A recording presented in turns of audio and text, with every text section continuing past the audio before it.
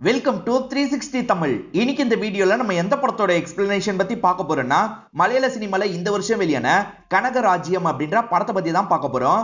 இது ஒரு பக்காவான எமோஷனல் த்ரில்லர் படம்னு சொல்லலாம். அது என்னடா எமோஷனல் த்ரில்லர் அப்படின்ற மாதிரி தானே யோசிக்கிறீங்க.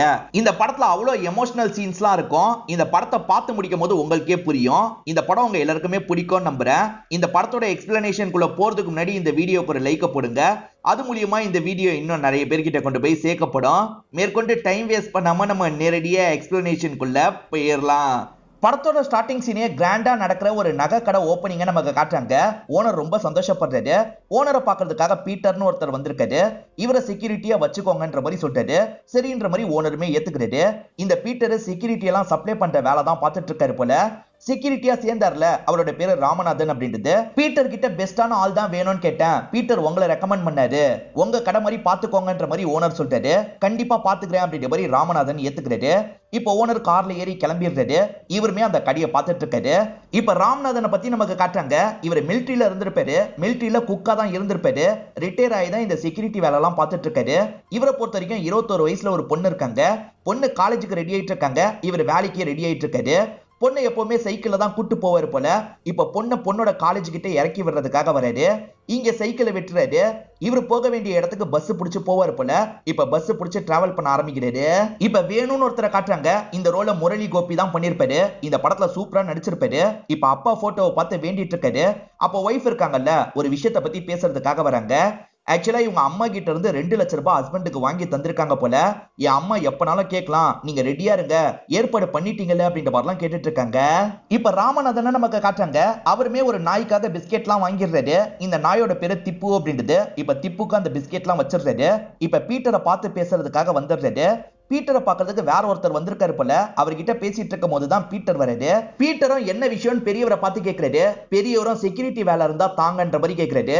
செக்யூரிட்டி வேலை ரொம்ப கஷ்டம், யாருமே ஏத்துக்க மாட்டாங்க அப்படின்ற மாதிரி சொல்றாரு. இவரை ஏத்துக்கிட்டதுக்கு காரணம் இவர் மிலிட்டரியில இருந்து ரிட்டையர் ஆனவரு. அதனால்தான் சரி உங்களுக்கு வேற ஏதாவது வேலை பாக்குறேன், 2 நாள் கழிச்சு வாங்கன்னு சொல்றாரு. சரின்ற மாதிரி அந்த பெரியவரும் கிளம்பிடுறாரு.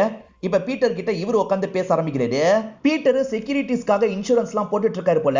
அதுக்கு காசு தரதுக்காக தான் ராமநாதன் இந்த இடத்துக்கு வந்திருக்காரு. நான் ஓனர் கிட்ட உங்களை பத்தி சொல்லியிருக்கேன்ற மாதிரி பீட்டர் சொல்லிட்டாரு.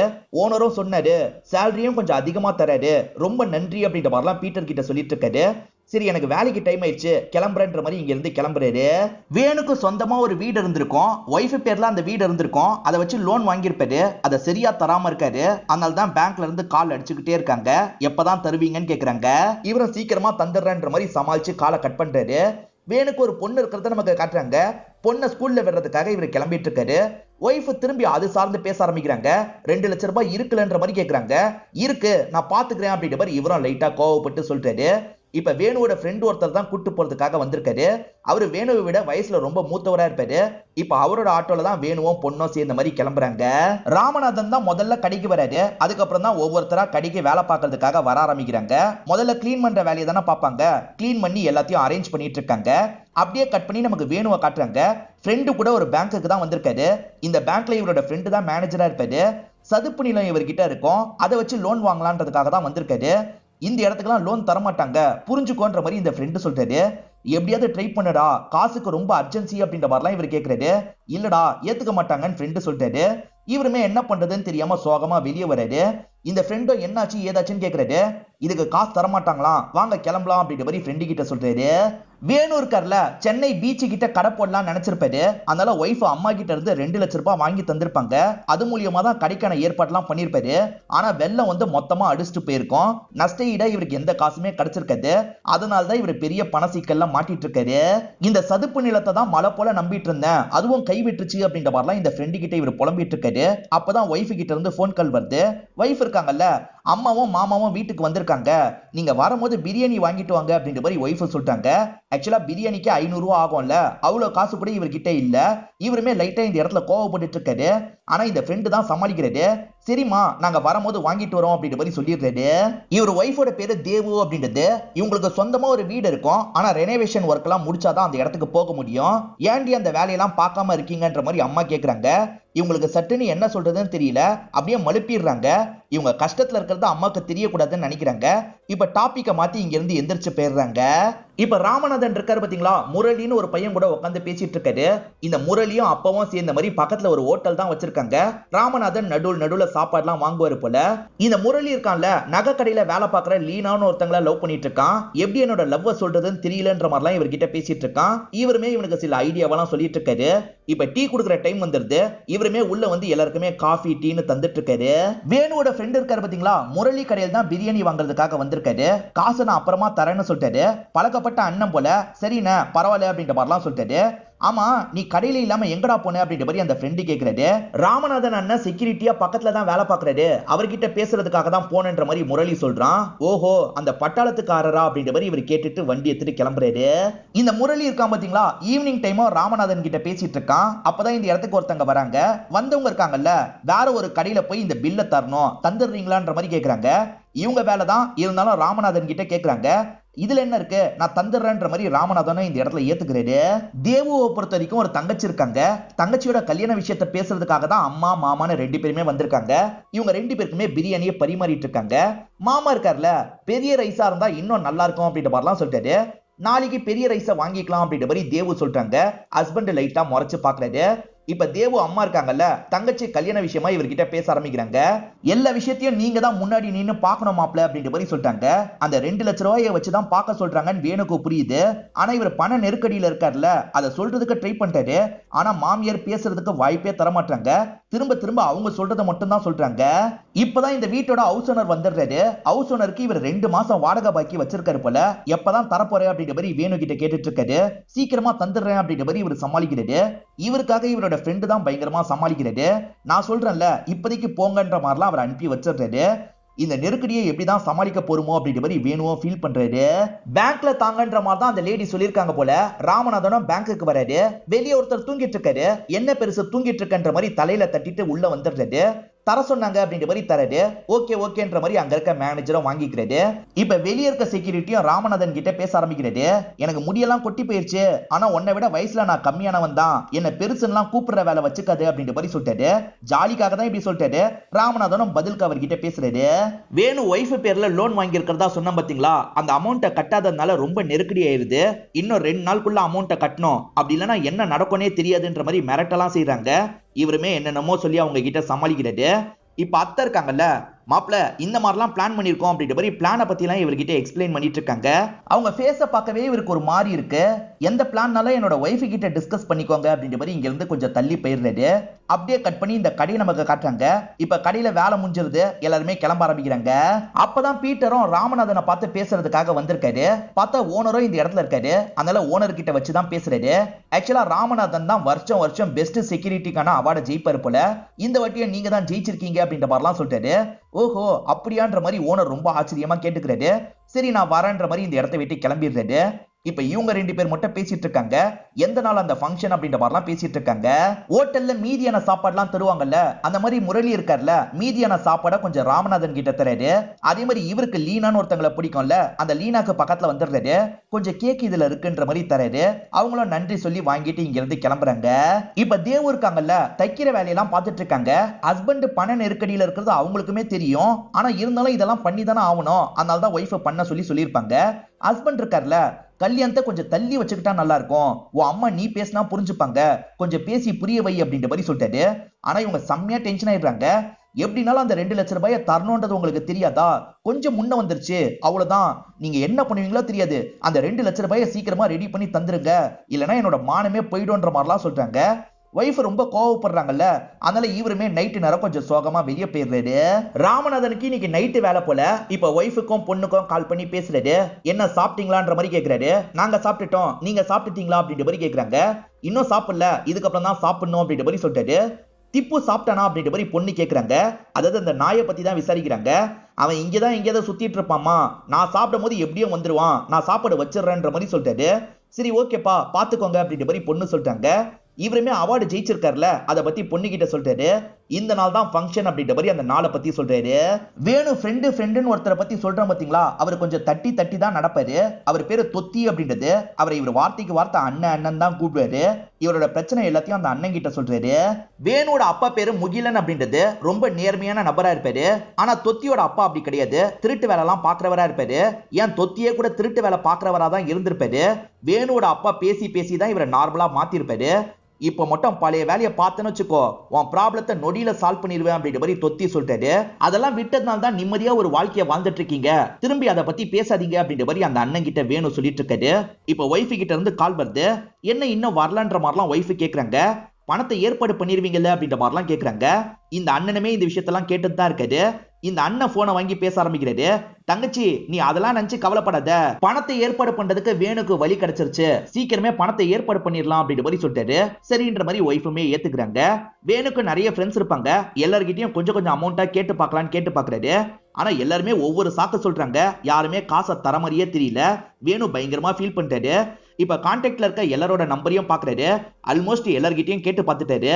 இதை கவனிச்சிட்டு இருக்க தொத்தி இருக்காருல, இன்னும் என்கிட்ட தான் கேட்கல, எனக்கு வேணா கால் பண்ணு அப்படின்ற மாதிரி கொஞ்சம் கிண்டலா சொல்றாரு. ராமநாதனும் இங்கதான் டீ குடிக்கிறதுக்காக வந்திருக்காரு போல. இப்ப இவங்களுக்கு எதிர உட்காந்த மாதிரி டீ குடிச்சிட்டு இருக்காரு. அப்பயும் வேணுக்கு ஒய்ஃபு கிட்ட இருந்து கால் வந்துகிட்டே இருக்கு, இவர் எடுக்காம இருக்காரு. ஆனா ராமநாதன் இருக்காருல, போன் வந்துகிட்டே இருக்குப்பா, அட்டன் பண்ணி பேசுன்ற மாதிரி சொல்லிட்டாரு.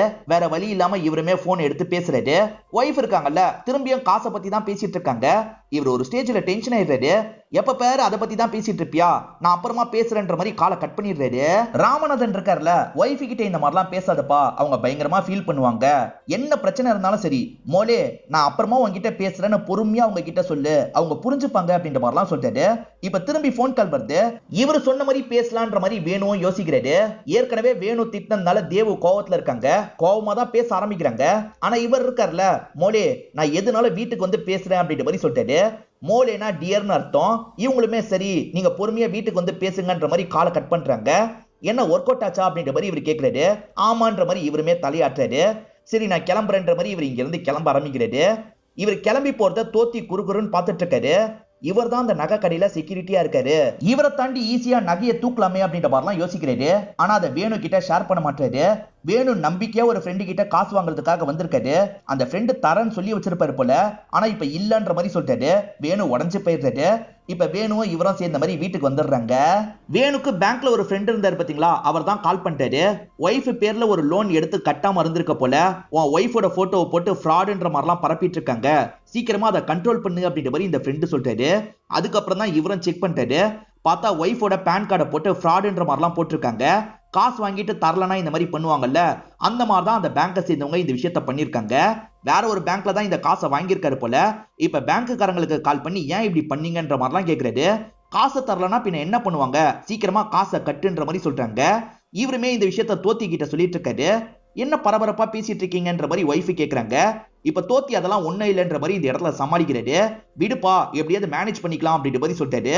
குறைஞ்சது 3 லட்சம் ரூபாய் இருந்தா தான் எல்லா ப்ராப்ளத்தையும் சால்வ் பண்ண முடியும். எப்படி ப்ராப்ளத்தை சால்வ் பண்றதுன்னு தெரியாம வேணு சோகமா உட்காந்துருக்காரு. இதுக்கப்புறம் உன் ரூட்ல போறது செட் ஆகாது, நான் என்ன சொல்றேனோ அதை மட்டும் பண்ணுன்ற மாதிரி பக்கத்துல இருக்க தோத்தி சொல்லிட்டு இங்க இருந்து கிளம்பி போறாரு. இப்ப தோத்தி இருக்காரு பாத்தீங்களா, அந்த ராமநாதனோட ஆக்டிவிட்டி எல்லாத்தையும் கவனிச்சிட்டு இருக்காரு. அதே மாதிரி தெரிஞ்ச ஒரு மெடிக்கல் ஷாப்க்கு வந்துடுறாரு. இப்ப அங்க இருக்கவர்கிட்ட தூக்க மாத்திரை எல்லாம் கேட்டு வாங்கிடுறாரு. நைட்டு நேரம் வெளியே வான்ற மாதிரி இவரை கூப்பிடுறாரு. அதனால வேணுவும் ஆட்டோக்கு வந்துடுறாரு. 2 பேருமே டிராவல் பண்ணி போறாங்க. வேணுவும் என்ன பண்ண போறோம் அப்படின்ற மாதிரிலாம் கேட்டுட்டு இருக்காரு. நீ முரளி கிட்ட ஏதாவது பேச்சு கொடுத்து கொஞ்ச நேரம் சமாளி, நான் ஒரு விஷயத்த பண்ணணும் அப்படின்ற மாதிரி சொல்லிட்டாரு. என்ன விஷயம்ன்ற மாதிரிலாம் வேணு கேட்கறாரு. நான் சொன்னதை மட்டும் பண்ணு, போய் முரளி கிட்ட பேசுன்ற மாதிரி தள்ளி விடுறாரு. ராமநாதன் நைட்டு சாப்பாடு சில சமயம் முரளி கிட்ட வாங்கி சாப்பிடுவாரு போல. அந்த மாதிரி முரளி அவருக்கு சாப்பாடு எடுத்து வச்சிட்டு இருக்கான். அப்பதான் வேணு வெளியே இருந்து கூப்பிடுறாரு. முரளியும் என்ன விஷயம் பேசுறதுக்காக வந்திருக்கான். சாப்பாடு இந்த நாள் எனக்கு வேணும், ஆர்டர் கொடுக்கறதுக்காக தான் வந்தன்ற மாதிரிலாம் பேசிட்டு இருக்காரு. வேணும்ட்டே தான் இப்படி பேசிட்டு இருக்காரு. இந்த டைம் தோத்தி இருக்காரு பாத்தீங்களா, வேற ஒரு வழியா அந்த கடைக்கிட்ட வந்துடுறாரு. அவன் ஓபன் பண்ணி வச்சிருக்கான்ல, அதுல மயக்க மருந்த கலந்துடலாம் அப்படின்ற மாதிரி இவர் கலக்கிற வேலையெல்லாம் பண்ணிடுறாரு. அதுக்கப்புறம் கேஷுவலா இந்த இடத்துக்கு வர மாதிரி வந்துடுறாரு. வாங்கிட்டு ஆர்டர் கொடுக்க சொல்லி நான் தான் சொன்னன்ற மாதிரிலாம் சொல்லிட்டாரு. அப்படியா, நல்ல விஷயம் அப்படின்ற மாதிரி முரளியும் சிரிச்சு பேசுறாரு. கலந்த விஷயம்லாம் முரளிக்கு தெரியாது இல்ல. இப்ப முரளி எல்லாத்தையும் பேக் பண்ணிடுறாரு. ராமநாதனுக்கு தந்துடலான்ற மாதிரி தந்துடுறாரு. இப்ப ராமநாதன் வீட்டுக்கு கால் பண்ணி பேசுறாரு. என்ன சாப்பிட்டீங்களான்னு கேட்கிறாரு. சாப்பிட்டு தான் இருக்கோன்ற மாதிரி வீட்டை சேர்ந்தவங்க சொல்றாங்க. நாளைக்கு தான் நம்ம ஃபங்க்ஷனுக்கு போறோம், நாளைக்கு என்ன Dress போட போறீங்க அப்படின்ற மாதிரிலாம் கேக்குறாரு. இவங்களுமே முடிவு பண்ணி வச்சிருக்க ட்ரெஸ்ஸை பத்தி சொல்றாங்க. சரி நான் சாப்பிட போறேன்ற மாதிரி வீட்டுல சொல்லிடுறாரு. இப்ப முதல்ல அந்த நாய்க்கு வச்சிடுறாரு. அதுக்கப்புறம் நம்ம சாப்பிடலாம் அப்படின்ற மாதிரி இவரும் சாப்பிடலாம் ஆரம்பிக்கிறாரு. இந்த தோத்தி இருக்கார்ல ஆட்டோவை ஒரு ஓரமா நிறுத்தி இருக்காரு. இன்னும் வண்டியோட மூவ்மெண்ட் குறைஞ்சிருச்சுன்னா வேலையை ஆரம்பிச்சிடலாம் அப்படின்ற மாதிரிலாம் சொல்லிட்டு இருக்காரு. இவருக்கு தூக்க கலக்கத்துல கஷ்டப்பட்டுட்டு இருக்காரு. அப்பதான் ஒரு போலீஸ் ஜீப் ரவுண்ட்ஸுக்காக போயிட்டு இருக்கு. இவர் என்ன பண்றாருன்னா அந்த போலீஸ் இன்ஸ்பெக்டரை பார்த்து சல்யூட் அடிக்கிறாரு. இத பார்த்து போயிட்டு இருக்க இன்ஸ்பெக்டர் இருக்காரு பாத்தீங்களா, வண்டியை ரிவர்ஸ்ல கொண்டு வந்துடுறாரு. இங்க வான்ற மாதிரி கூப்பிட்டு பேசுறாரு. நீ என்ன போலீஸா, நீ எதுக்காக சல்யூட் அடிச்ச, நக்கல் பண்றதுக்காக சல்யூட் அடிக்கிறியா அப்படின்ற மாதிரி கேக்குறாரு. சார் அப்படிலாம் இல்ல, நான் ஆர்மில இருந்தேன் அதனால தான் அப்படின்ற மாதிரிலாம் அவர் சொல்றாரு. இன்ஸ்பெக்டர் அசிஸ்டன்ட் இருக்கார்ல, சார் அண்ணனை பத்தி எனக்கு தெரியும், நக்கல் பண்ற ஆள்லாம் இல்லன்ற மாதிரி சொல்லிட்டாரு. சரி இதுக்கப்புறம் இந்த மாதிரிலாம் பண்ணக்கூடாது அப்படின்ற மாதிரி இன்ஸ்பெக்டரும் ஜீப் எடுத்துட்டு கிளம்பிடுறாரு. கொஞ்ச நேரத்துல ராமநாதன் தூங்க ஆரம்பிச்சிடுறாரு. இவர் இருக்கார்ல ஒரு மாஸ்க் எடுத்து வேணுவை போட சொல்லிட்டாரு. வேணு வேணான்னு சொல்லிட்டாரு. போடுன்னு சொல்றேன்ல அப்படின்ற மாதிரி போட வச்சிடுறாரு. ராமநாதன் நல்லா தூங்கிட்டு இருக்காருல, இவங்க தண்ணியில முக்கி துணியை எடுத்துட்டு வந்துடுறாங்க. அதை போட்டு பூட்டை உடைக்கலான்ற மாதிரி உடைக்கிறாங்க. ஒரு ஸ்டேஜ்ல பூட்டை உடைச்சிடுறாங்க. இப்ப சைலண்டா இவங்க ரெண்டு பேருமே உள்ள போயிடுறாங்க. நகையெல்லாம் எடுக்கணும்ன்ற மாதிரி உள்ள எடுத்துட்டு இருக்காங்க போல. கொஞ்ச நேரத்துல டான்ஸ் ஆடிக்கிட்டே நிறைய பேர் இந்த ரோட்டை கிராஸ் பண்றாங்க. அவங்க யாருமே இந்த கடை ஓபன்ல இருக்கிறத கவனிக்கல. இவங்க இவ்வளவு சத்தம் போட்டுமே சரி அவர் நல்லா தூங்கிட்டு தான் இருக்காரு. இவர் தூங்கிட்டு இருக்கும் போது முதல்ல வேணு கடையை விட்டு வெளியே வராரு. ஏன்டா அதுக்குள்ள வெளியே போற, நில்லுன்னு அந்த அண்ணன் சொல்றாரு. இப்ப வேணு வெளியே போனதுனால அந்த அண்ணனும் வெளியே வந்துடுறாரு. ரெண்டு பேருமே ஆட்டோல ஏறி கிளம்புறாங்க. அந்த அண்ணன் பயங்கரமா வேணு மேல கோவப்படுறாரு. இவங்க கொஞ்சோண்டு நகை மட்டும் தான் எடுத்திருப்பாங்க, சான்ஸ் கிடைக்கும் போதே இன்னும் நிறைய நகை எடுத்திருக்கலாம், லைஃப்ல செட்டில் ஆயிருக்கலாம் அப்படின்ற மாதிரிலாம் அந்த அண்ணன் சொல்றாரு. எல்லாம் ஒன்னால வந்ததுன்ற மாதிரி திட்டுறாரு. இவருமே கோவப்பட்டு வண்டியை மட்டும் ஓட்டுங்கன்ற மாதிரி சொல்றாரு. அந்த அண்ணன் இருக்காருல, காலையில இந்த நகையை எடுத்துட்டு வா நம்ம வித்துடலாம் அப்படின்ற மாதிரி இவர்கிட்ட தந்துடுறாரு. இவருமே சரின்ற மாதிரி கையில வாங்கிக்கிறாரு. இப்ப ரொம்ப பதட்டமா தான் வீட்டுக்கிட்ட வராரு. வீட்டுல இருக்க ஒரு இடத்துல ஒளிச்சு வச்சிடுறாரு. நல்ல வேலை யாரும் பார்க்கலன்ற மாதிரி சுத்தி முத்தி ஒரு வாட்டி கவனிச்சுக்கிறாரு. இப்ப வீட்டுக்கு வந்து கதவை தட்டுறாரு. ஒய்ஃபும் ஏங்க இன்னைக்கு இவ்வளவு நேரம்ன்ற மாதிரிலாம் கேட்டுட்டு இருக்காங்க. இவர் தண்ணி மட்டும் தான்ற மாதிரி வாங்கி குடிக்கிறாரு. அப்படி குடிக்கும் போது அப்பா போட்டோவை பாக்குறாரு. அப்பா ரொம்ப நேர்மையானவர்ல, அப்பா பேரை நம்ம கெடுத்துட்டுமே அப்படின்ற மாதிரிலாம் உள்ளுக்குள்ள ஃபீல் பண்றாரு. காலையில கடைக்கு முன்னாடி மொத்த பேரும் நின்னுட்டு இருக்காங்க. போலீஸ்க்கு தகவல் கொடுத்து போலீஸும் வந்துடுறாரு. ஆனா இன்னமும் இந்த ராமநாதன் தூங்கிட்டு இருக்காரு. யோ எந்திரின்ற மாதிரி எல்லாருமே சேர்ந்துதான் எழுப்பி விடுறாங்க. இப்ப கூட ராமநாதன் தெளிவா எந்திரிக்கல, போதையில் தான் இருந்துட்டு இருக்காரு. இப்ப ராமநாதனை ஜீப்ல ஏத்தி கூட்டு போறாங்க. போக போக தான் ராமநாதன் தெளிவா வராரு. அப்பதான் நகை திருட்டு போயிருக்கிறதுலாம் இவருக்கு தெரிய வருது. இன்னைக்கு ஃபங்க்ஷன் அப்படின்ற மாதிரி ராமநாதன் சொல்லியிருப்பாரு. அதனால தான் ஒய்ஃபும் பொண்ணும் ரெடியாகி கிளம்பிட்டு இருக்காங்க. அப்பதான் இவர் மாட்டியிருக்க தகவல் உங்களுக்கு தெரிய வருது. இப்ப போலீஸ் ஸ்டேஷன்ல நடக்கிறத நமக்கு காட்டுறாங்க. இந்த இடத்துக்கு ஓனர்லாம் வந்துடுறாரு. ஓனர் இருக்காருல, இந்த விஷயத்த கேஸா மாத்தக்கூடாது அப்படின்ற மாதிரிலாம் பேசிட்டு இருக்காரு. திருட்டு பொருள்லாம் வாங்குறதுக்கு ஒரு பையன் இருப்பான். அந்த பையன் கிட்ட தான் இந்த நகையெல்லாம் தந்திருப்பாரு. அந்த பையன் 3 லட்சம் ரூபாய் தரான். டேய் 7 லட்சம் ரூபாய் நகடா அப்படின்ற மாதிரி இந்த அண்ணன் சொல்லிட்டாரு. அண்ணன் அவ்வளவுதான் போகும், இந்தாங்க புடிங்கன்ற மாதிரி அவனும் காசை தந்துட்டு கிளம்பிடுறான். இப்ப இவர் இருக்கார்ல, வேணு கிட்ட காசை தரதுக்காக வராரு. வேணு அந்த காசை வாங்குறதுக்கே ரொம்ப பயப்படுறாரு. உங்ககிட்டயே இருக்கட்டும், நான் தேவை வரும்போது கேட்கிறேன்னு சொல்றாரு. சரின்ற மாதிரி அந்த அண்ணனும் ஏத்துக்கிறாரு. இப்ப ஒய்ஃபும் பொண்ணும் சேர்ந்த மாதிரி ஸ்டேஷனுக்கு வந்துடுறாங்க.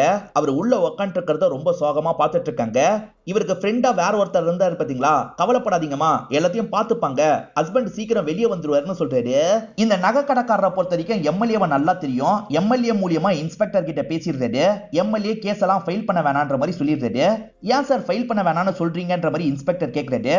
சார் என்ன நம்பி நகை சீட்டு நிறைய பேர் போட்டிருக்காங்க. இப்ப திருட்டு நடந்திருக்கிறது தெரிய வந்ததுன்னா எனக்கு தான் நஷ்டமாயிடும். போயிருக்கிறது கம்மி நகை தான், அந்த நஷ்டத்தை நான் பேலன்ஸ் பண்ணிப்பேன், அதனால கேஸ்லாம் ஃபைல் பண்ண தேவையில்லைன்ற மாதிரி சொல்லிட்டாரு. அப்போ ஓகேன்ற மாதிரி இன்ஸ்பெக்டரும் இந்த இடத்துல ஏத்துக்கிறாரு. இப்ப நகை கடைக்காரர் இருக்காருல, வெளியே வராரு. ராமநாதன் என்ன சொல்றாருன்னா, முதலாளி எப்படி இது நடந்ததுன்னு எனக்கு தெரியல, நீங்க கேஸ் கொடுங்க, குற்றவாளியை கண்டுபிடிச்சிடலாம் அப்படின்ற மாதிரி சொல்லிட்டாரு. இந்த கேஸ் எல்லாம் வேணாம் அப்படின்ற மாதிரி முதலாளி சொல்லிட்டாரு. அதே மாதிரி இதுக்கப்புறம் நீங்க வேலைக்கு வர வேணான்ற மாதிரி சொல்லிட்டு கிளம்பிடுறாரு. ராமநாதன் கடைசி 25 வருஷமா ஒரு நல்ல பேரை சேர்த்து வச்சிருப்பாரு. அது எல்லாமே ஒரே நாள்ல டேமேஜ் ஆன மாதிரி ராமநாதனுக்கு தோணுது. ஆக்சுவலா ராமநாதனுக்காக ஃபங்க்ஷன் ஏற்பாடுலாம் பண்ணிருப்பாங்க. ஆனா அதை இப்ப கேன்சல் பண்ணி சேர் எல்லாம் எடுத்து வச்சிட்டு இருக்காங்க. இவர் ஆட்டோல போயிட்டு இருக்கும் போது அந்த விஷயத்தெல்லாம் பாக்குறாரு. பயங்கரமா ஃபீல் பண்றாரு. இப்ப ஒய்ஃப் கிட்ட இந்த அண்ணன் இருக்கார்ல, இந்தம்மா காசு வேணும் ரெடி பண்ணிட்டான் அப்படின்ற மாதிரி தராரு. நல்ல வேலைங்க எப்படியே ரெடி பண்ணிட்டீங்க அப்படின்ற மாதிரி ஒய்ஃப் சொல்லிட்டு போறாங்க. வேணுவால இவர் பண்ண தப்ப மறக்க முடியல. இவருக்கு ரொம்ப கில்ட்டாவே இருக்கு. எல்லாருமே சந்தோஷமா இருக்கும் போது கூட இவர் சோகமா தான் இருந்துட்டு இருக்காரு. இப்ப ராமநாதனை நமக்கு காட்டுறாங்க. நைட்டு படுத்தா தூக்கமே வர மாட்டேங்குது, எப்படி இப்படி மிஸ் பண்ணோன்ற மாதிரிலாம் ஃபீல் பண்றாரு. ராமநாதனும் நைட்டு நேரம் அந்த கடைக்கு போக போறதா சொல்றாரு. இந்த நேரத்துல எதுக்குங்க அங்க போயிட்டு, வேணான்ற மாதிரி ஒய்ஃப் சொல்றாங்க. இல்ல போனோன்ற மாதிரி சொல்றாரு. சரி இருங்க சாப்பாடு கட்டி தரேன்ற மாதிரி கொஞ்சம் சாப்பாடை கட்டி தந்துடுறாங்க. இவரும் வாங்கிட்டு கிளம்புறாரு. இப்ப வேணுவையும் அந்த அண்ணனையும் நமக்கு காட்டுறாங்க. வேணு இருக்கார்ல, அவசரப்பட்டு தப்பு பண்ணிட்டேன், ஏன்டா இந்த தப்ப பண்ணன்ற மாதிரி ஃபீலிங்கா இருக்குன்ற மாதிரிலாம் சொல்லிட்டு இருக்காரு. ஆமாண்டா நீ தப்பு பண்ணிட்ட, முழு நகையை எடுத்துருக்கலாம், அவசரப்பட்டு என்ன பாதியிலேயே எடுத்துட்டு வந்துட்ட, அந்த கோவத்துல தான் நான் இருக்கேன், தேவையில்லாம வேற ஏதாவது பேசி என்ன வெறுப்பேத்தாது அப்படின்ற மாதிரி சொல்றாரு. இப்ப கடையில புது செக்யூரிட்டி சேர்ந்திருக்காரு. கதை ஒரு இடத்துல மாட்டின மாதிரி இருக்கு, சரியா லாக் ஆக மாட்டேங்குது. வேலை செய்யற பையன் கிட்ட இந்த விஷயத்த சொல்லிட்டு இருக்காரு. இதெல்லாம் ராமநாதன் தள்ளி இருந்து கவனிச்சிட்டு இருக்காரு. இப்ப அந்த வேலை பார்க்குற பையனுக்கு கால் பண்ணிட்டாரு. இந்த மாதிரி பண்ணா சாத்திரும் அப்படின்ற மாதிரி சொல்லிட்டாரு. கதவும் சாத்திருது. எங்க இருக்கீங்கன்ற மாதிரி இந்த பையனை இவர் இருக்கிற இடத்த பாத்துறான். வாங்கன்னு கூப்பிடுறான். இல்ல இல்ல ஓனர் பார்த்தா கோவப்படுவாரு, நான் வரலன்ற மாதிரி இவரும் சொல்றாரு. இப்ப ராமநாதன் இருக்காரு பாத்தீங்களா, பீட்டரை பார்த்து பேசுறதுக்காக அந்த இடத்துக்கு வந்திருக்காரு. பீட்டரும் என்ன விஷயம்னு கேக்குறாரு. ராமநாதன் இது வரைக்கும் வாங்கின எல்லா அவார்டையும் எடுத்து டேபிள்ல வச்சிருக்காரு. இதுக்கப்புறம் இது எனக்கு தேவையில்லை அப்படின்ற மாதிரி சொல்லிட்டாரு. ஒரு வாட்டி தப்பு நடந்ததுக்காக எதுக்காக நான் இவ்வளவு ஃபீல் பண்ணிட்டு இருக்கீங்க, வேற ஒரு இடத்துல உங்களுக்கு செக்யூரிட்டி வேலை பார்த்திருக்கேன், அங்க போங்கன்ற மாதிரிலாம் சொல்லிட்டாரு. இதுக்கப்புறம் என்னால இந்த செக்யூரிட்டி வேலையை பண்ண முடியாது, ஓனர் என் மேல ஒரு நம்பிக்கை வச்சிருந்தாரு, அந்த நம்பிக்கையை நான் ஸ்பாயில் பண்ணிட்டேன், எப்படியாவது ஓனருக்கு திரும்பி அந்த நகையை கிடைக்க வைக்கணும், அப்பதான் என்னால நிம்மதியா இருக்க முடியும்னு சொல்றாரு. வேணு ஒய்ஃப் கூட ஆட்டோல வந்துட்டு இருக்காரு. இந்த நகை கடையில வேற ஒரு செக்யூரிட்டி இருக்கிறத கவனிக்கிறாரு.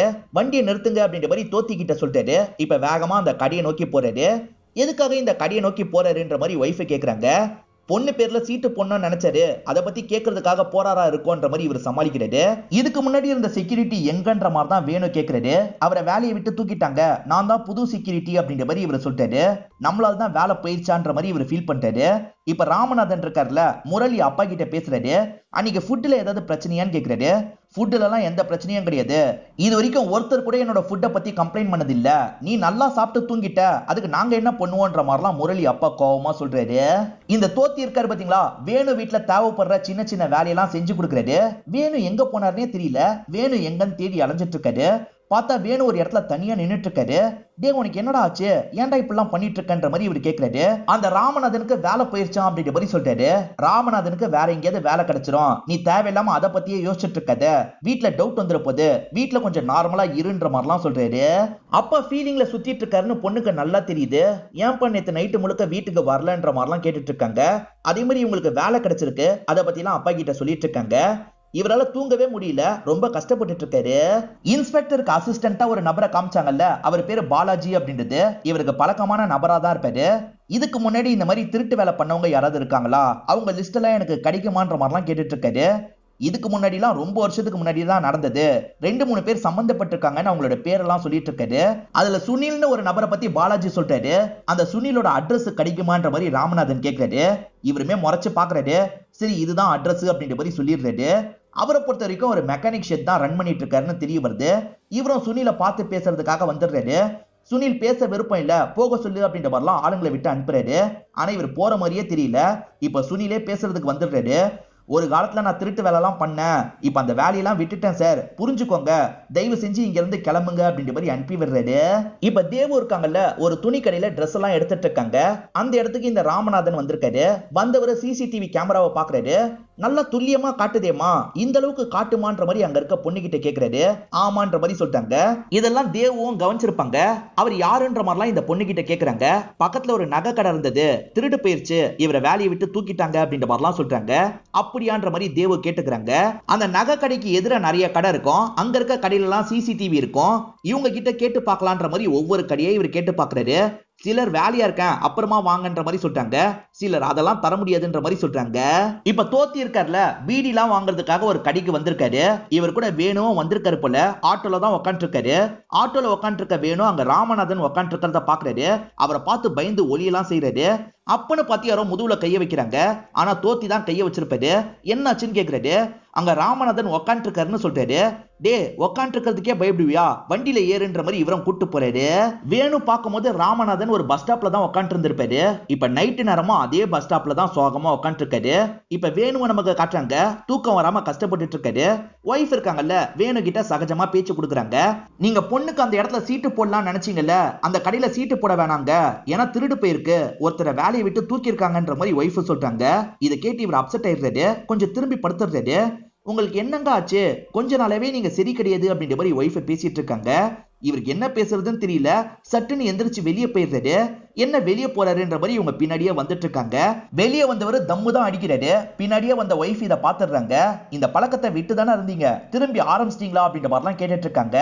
இவர் ஒய்ஃப் கிட்ட சொல்லிடலாம்னு நினைக்கிறாரு. நான் உங்ககிட்ட ஒரு விஷயத்த சொல்லுவேன், கோவப்படக்கூடாது, நான் இந்த மாதிரி ஒரு தப்பை பண்ணிட்டேன்னு சொல்லிட்டாரு. கேட்கிற ஒய்ஃப் செம்மையா ஷாக் ஆயிடுறாங்க. இப்ப கோவமா இங்க இருந்து நடந்து போறாங்க. ஆக மொத்தத்துல ஒய்ஃப் இதை கேட்டு டென்ஷன் ஆயிடுறாங்க. எதுக்காகடா ஒய்ஃப் கிட்ட சொன்னன்ற மாதிரி தோத்தியும் இவரை போட்டு பயங்கரமா திட்டுறாரு. ரெண்டு பேருமே நிறைய சரக்கெல்லாம் அடிச்சிட்டு இருக்காங்க. எனக்கு ஒரே குற்ற உணர்வா இருக்கு, இந்த குற்ற உணர்வோட என்னால வாழ முடியாது, நான் போய் அவர்கிட்டயே சொல்ல போறேன்ற மாதிரிலாம் சொல்றாரு. தோத்தி அதெல்லாம் வேணான்ற மாதிரி திட்டிட்டு இருக்காரு. ஒரு ஸ்டேஜ்ல தோத்தி மட்டையாயிடுறாரு. இவர் தோத்தியோட சாவி எடுத்துட்டு அவரோட ஆட்டோ எடுத்துட்டு கிளம்புறாரு. ராமநாதனை பார்த்து இந்த விஷயத்த சொல்லணுன்றதுக்காக தான் போயிட்டு இருக்காரு. ராமநாதன் இருக்காரு பாத்தீங்களா, பாலாஜியை பார்க்க வந்த மாதிரி ஸ்டேஷன்ல உட்காந்து இருக்காரு. இன்ஸ்பெக்டருமே இதை கவனிக்கிறாரு. எவ்வளவு சொன்னாலும் நீ கேட்க மாட்டல அப்படின்ற மாதிரி இன்ஸ்பெக்டர் சொல்லிட்டு இங்க இருந்து கிளம்பிடுறாரு. இப்ப பாலாஜி இவருக்கு பக்கத்துல உட்காந்து பேச ஆரம்பிக்கிறாரு.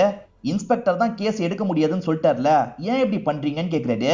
வேணா வீட்டுல போய் இன்ஸ்பெக்டரை பாருங்க, அவரோட மனசு மாறுறதுக்கான வாய்ப்பு இருக்கு அப்படின்ற மாதிரிலாம் சொல்றாரு. போலீஸ் ஒரு இடத்துல செக்கிங் எல்லாம் பண்ணிட்டு இருக்காங்க. அந்த வழியா தான் வேணும் ஆட்டோல வந்துட்டு இருக்காரு. செம்ம குடிபோதையில வந்துட்டு இருக்காருல, இவன் குடிச்சிருக்கான், ஸ்டேஷனுக்கு கூட்டு போலான்ற மாதிரி முடிவு பண்றாங்க. இவர் ஸ்டேஷனுக்கும் தள்ளாடிக்கிட்டே தான் வராரு. பெஞ்ச்ல உட்கார வைக்கிறாங்க. இவருமே ராமநாதன் பக்கத்துல உட்கார்றாரு. பக்கத்துல உட்காந்து இருக்கிறது ராமநாதன் தெரிஞ்சோன்னா ஷாக் ஆயிடுறாரு. ஆனா ராமநாதன் ஏன்பா இவ்வளவு குடிச்சன்ற மாதிரி சாதாரணமா பேசுறாரு. பாலாஜன் கேஸ ஃபைல் பண்ணலாம்னு நினைக்கிறாரு. உன் பேர் என்ன, உன் அப்பா பேர் என்னன்னு கேக்குறாரு. இவர் அப்பா பேரு முகிலன்னு சொல்றாரு. அந்த முகிலன் சார் பையனா நீ எதுக்காக இப்படி ஒரு காரியத்தை பண்ணன்ற மாதிரிலாம் பாலாஜி கோவப்படுறாரு. கேஸ் ஃபைல் பண்ணலாம்னு நினைக்கும் போது ராமநாதன் நிறுத்த சொல்லிடுறாரு. ஆக்சுவலா முகிலனை பத்தி ராமநாதனுக்கு நல்லா தெரியும் போல. முகிலன் சார் பையன் தெரியாம தப்பு பண்ணிருப்பான், விட்டுலாமே அப்படின்ற மாதிரிலாம் பாலாஜி கிட்ட கேக்குறாரு. பாலாஜியும் யோசிக்கிறாரு. சரி விட்டுலான்ற மாதிரி யோசிச்சு கிளம்புன்ற மாதிரி அனுப்பி வச்சிடுறாரு. இப்ப ராமநாதன் இன்ஸ்பெக்டரை பாக்குறதுக்காக வீட்டுக்கே வந்துடுறாரு. நான் தூங்கி ரொம்ப நாள் ஆச்சு சார், நீங்க தான் குற்றவாளியை கண்டுபிடிக்கணும் அப்படின்ற மாதிரி சொல்லிட்டாரு. கேஸை உங்க ஓனர் ஃபைல் பண்ணக்கூடாதுன்னு சொல்லிட்டாரு. சரி நீங்களாவது ஃபைல் பண்ணுங்க, நான் கேஸை எடுத்துக்கிறேன்னு சொல்லிட்டாரு. நான் கேஸ் ஃபைல் பண்ணா ஓனருக்கு தேவையில்லாத பிரச்சனை வரும், நீங்க கேஸ் எடுக்காம நீங்க கேஸை விசாரிச்சா நல்லா இருக்கும்னு சொல்லிட்டாரு. அப்படிலாம் என்னால பண்ண முடியாது, நீங்க முதல்ல இங்க இருந்து கிளம்புங்கன்ற மாதிரி இன்ஸ்பெக்டர் சொல்லிட்டாரு. இவருமே சோகமா இந்த இடத்தை விட்டு கிளம்ப ஆரம்பிக்கிறாரு. இப்ப இந்த வீட்டுல ஃபங்க்ஷனுக்கான வேலையெல்லாம் பார்த்துட்டு இருக்காங்க. ஆனா இந்த வேணு மட்டும் தள்ளி இருக்க ஒரு இடத்துல சோகமா உட்காந்து இருக்காரு. இப்ப ஒய்ஃப் இந்த இடத்துக்கு வந்துடுறாங்க. ஆக்சுவலா ஒய்ஃப் பொண்ணு பேர்ல ஒரு சீட்டு ரன் பண்ணிட்டு இருந்திருப்பாங்க. அது மூலியமா 1.5 லட்சம் ரூபாய் காசை சேர்த்து வச்சிருக்காங்க போல. இந்த காசு கூட இன்னும் காசை சேர்த்து எப்படியாவது இந்த ப்ராப்ளத்தை முடிங்க, அப்பதான் நான் உங்ககிட்ட பேசுவேன்ற மாதிரி சொல்லிட்டு போறாங்க. ராமநாதன் பொண்ணு ஒரு பேங்க்ல தான் வேலை பாக்குறாங்க. அப்பா விட்டுட்டு போனதை சிலர் கவனிச்சிருக்காங்க போல. இது சார்ந்து இவங்க கிட்ட கேள்வி எல்லாம் கேட்டுட்டு இருக்காங்க. இவர் தானே அந்த இடத்துல தூங்கிட்டாரு அப்படின்ற மாதிரிலாம் கேட்டுட்டு இருக்காங்க. இந்த பொண்ணுக்கு ரொம்ப கஷ்டமா இருக்கு, அதை பத்தி எதுவுமே இந்த பொண்ணு சொல்ல மாட்டா. இந்த கவுண்டருக்கு போங்கன்ற மாதிரி வேலை சம்பந்தமா மட்டும் அவங்க கிட்ட சொல்லிட்டு இருக்கா. இப்ப ராமநாதனும் கால் பண்ணி கூட்டு போறதுக்கு கொஞ்ச நேரத்துல வரேன்னு சொல்லிட்டாரு. இல்லப்பா நானே வீட்டுக்கு போய் பண்ற மாதிரி இவங்க சொல்றாங்க. என்னம்மா என்ன பார்த்து அது சார்ந்து உங்ககிட்ட கேள்வி கேட்கறாங்களா, எனக்கு புரியுதுன்ற மாதிரி சொல்லிட்டாரு. அதெல்லாம் ஒண்ணு இல்லைன்னு பொண்ணு சொல்றாங்க. ஆனா பொண்ணு நினைக்கிறது இவருக்கு புரியுது. காலை கட் பண்ணிடுறாரு. இப்ப முரளி கிட்ட பேசிட்டு இருக்காரு. உன் அப்பா கிட்ட கேட்டதை தான் உன்கிட்டயும் கேட்கிறேன், அன்னைக்கு சாப்பாடுல ஏதாவது பிரச்சனை இருந்ததான்னு கேக்குறாரு. எந்த பிரச்சனையும் கிடையாது, உங்களுக்கு தந்ததுக்கு அப்புறம் நானும் தான் சாப்பிட்டேன், எனக்குலாம் எதுவுமே ஆவலன்ற மாதிரி சொல்லிட்டாரு. தோத்தி அப்ப அங்கதான் இருந்தாரு, தோத்தி கிட்ட வேணா நீங்க கேளுங்கன்ற மாதிரி சொல்லிட்டாரு. தோத்தி அங்கதான் இருந்தாரா அப்படின்ற மாதிரி இவர் கேட்டுக்கிறாரு. தங்கச்சி கல்யாண வேலையெல்லாம் இங்க இருந்து தான் பாக்குறாங்க போல. இதுக்கு முன்னாடி இவங்க கலகலப்பா எல்லார்கிட்டயும் பேசியிருப்பாங்க. ஆனா ஹஸ்பண்ட் திருடின விஷயம் தெரிஞ்சதுனால இவங்க யார்கிட்டயும் பேசாம சோகமா இருக்காங்க. அந்த கடையில இவருக்கு நல்லா பழகின ஒரு பையன் இருப்பான். திருட்டு கண்டிப்பா பதிவாயிருக்க வாய்ப்பு இருக்குடா, அந்த ஃபுட்டேஜை மட்டும் எனக்காக கொஞ்சம் எடுத்து தான்ற மாதிரிலாம் இவர் கேட்கிறாரு. இந்த பையனும் ட்ரை பண்றேன் அப்படின்ற மாதிரி சொல்றான்.